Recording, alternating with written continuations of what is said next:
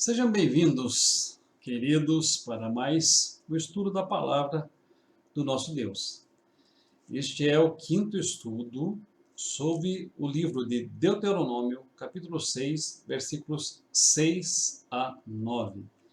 Eu convido você a que abra a sua Bíblia para que leamos este texto da palavra de Deus mais uma vez. Diz-nos assim o texto bíblico: Estas palavras que hoje te ordeno estarão no teu coração, e tu as inculcarás a teus filhos, e delas falarás assentado em tua casa, e andando pelo caminho, e ao deitar-te e ao levantar-te. Também as atarás como sinal na tua mão, e te serão por frontal entre os olhos, e escreverás nos umbrais da tua casa e nas tuas portas. O tema que nós vamos abordar hoje é a autoridade da ação. Creio que vocês se lembram que na semana passada nós falamos sobre a autoridade do exemplo. E o exemplo é uma das formas mais eficientes de nós educarmos os nossos filhos. Há muita autoridade em nosso exemplo.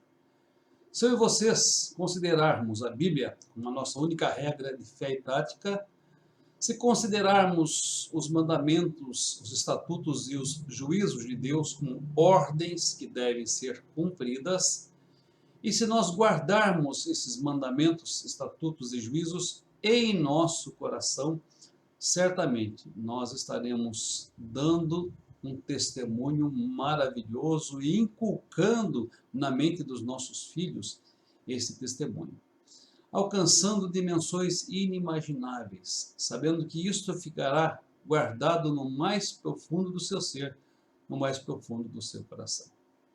Mas este texto, além de falar da autoridade do exemplo, ele fala também da autoridade da ação. Observe que o texto nos diz que tu as inculcarás a teus filhos, e delas falarás, assentado em tua casa, andando pelo caminho, ao te deitar e ao te levantar. Observe que esta expressão, e tu as inculcarás, ela chama a responsabilidade minha e sua como pais para a ação. E nós vamos analisar com mais vagar esta expressão.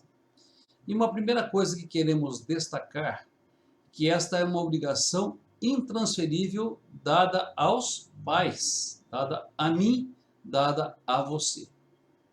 A palavra de Deus nos diz: esta lei que hoje te ordeno estará no teu coração e tu as inculcarás no coração dos teus filhos. Quando? Estando em tua casa, andando pelo caminho, ao se deitar e ao se levantar. Notem, meus queridos, esta tarefa não é conferida aos psicólogos. Esta tarefa também não é conferida aos professores. Não é conferida aos professores de escola dominical. Não é conferida aos parentes. A obrigação de agir, inculcando na mente no coração dos nossos filhos a palavra de Deus, é nossa. É responsabilidade nossa como pais. A ordem divina para que os filhos inculcassem a seus filhos os mandamentos do Senhor. E talvez eu e vocês precisemos, neste momento, nos questionarmos: quanto tempo nós temos gasto nesta missão? Quanto tempo nós temos gasto para ler a revista de escola dominical com os nossos filhos? Ou acompanhar os nossos filhos quando eles leem a revista e fazem as lições? Quanto tempo nós temos gasto para ler a Bíblia ou explicar partes ou porções da palavra de Deus para os nossos filhos? Você, meu irmão, minha irmã, você, caro ouvinte, já compartilhou com o seu filho ou com a sua filha a forma como você entregou o seu coração a Jesus? Você já deu a ele o seu testemunho de conversão? De como o Espírito Santo atuou na sua vida, levando você ao novo nascimento e a ser uma nova criatura através de Cristo? Quantos livros de histórias bíblicas você adquiriu e deu ao seu filho? O quanto você tem gasto com a instrução espiritual do seu filho, não só de tempo, mas também de recursos. Meus queridos, às vezes nós gastamos fortunas preparando os nossos filhos para esta vida. Uma vida que é tão breve, uma vida que é tão efêmera, mas gastamos muito pouco para prepará-los para a eternidade. E a Bíblia nos diz de que adianta os nossos filhos ganharem o mundo e perderem a alma. Meus queridos, o texto ainda afirma que, em segundo lugar, a nossa casa é a primeira igreja, o primeiro templo. O primeiro lugar onde os filhos aprendem a palavra de Deus.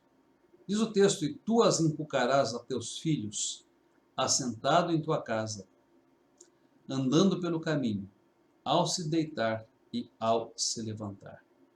E essa palavra de Deus deve estar tão patente, tão visível, tão presente no nosso lar, que deve ser atado como um sinal em nossa mão, como algo que esteja frente aos nossos olhos, como um sinal nos umbrais da nossa casa e nos umbrais ou nos batentes das nossas portas.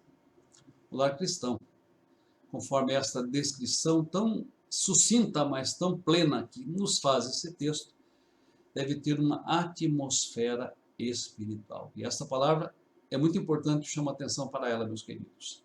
Deve ter uma atmosfera espiritual, onde os valores cristãos sejam vividos, experimentados, onde eles sejam ensinados, respeitados e proclamados aos nossos filhos. Agir, meus queridos, implica em desafiar o lugar comum. Agir implica em ter disciplina para ir além. Agir implica em enfrentar o comodismo e o conformismo. Agir implica em enfrentar a tendência da nossa carne, que muitas vezes não nos leva a buscar as coisas que são lá do alto, senão as coisas que são aqui sob a face da terra. Que Deus te abençoe, meu querido irmão, minha querida irmã, e que você possa ensinar o seu filho, a sua filha, e a todos quantos conviverem com você, através do seu exemplo, mas que você também possa agir, para que, agindo em nome de Deus, você possa, como um bom flecheiro, preparar as suas flechas para, quando elas saírem da sua aljava, alcançarem o alvo predeterminado. Que Deus te abençoe, que Deus abençoe a sua família, em nome de Jesus. Amém.